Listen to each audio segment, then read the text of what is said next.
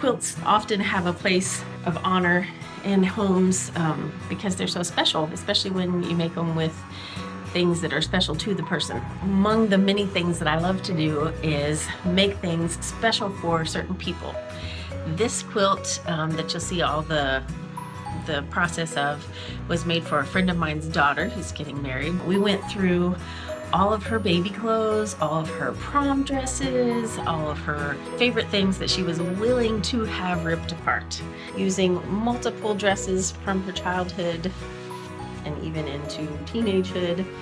And we sewed them into this quilt that is going to be a part of their wedding and a part of their life. As you go through the pictures there, you can see different parts of little dresses from when she was young. In the clouds, we've got some lace from little baby dresses. There's one coming up.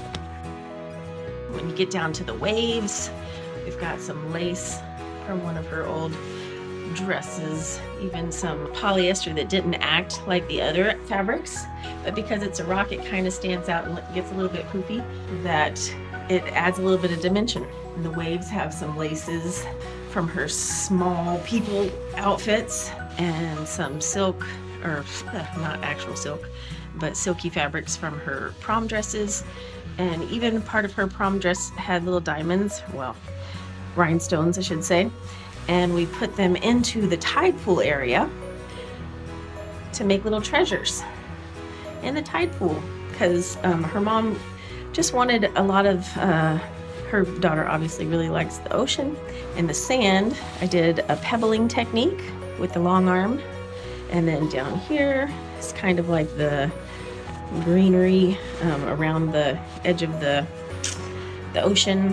And even in the tide pools, I kind of did a swirly pattern with the long arm. So we put the date of the wedding and stuff inside this little heart at the top.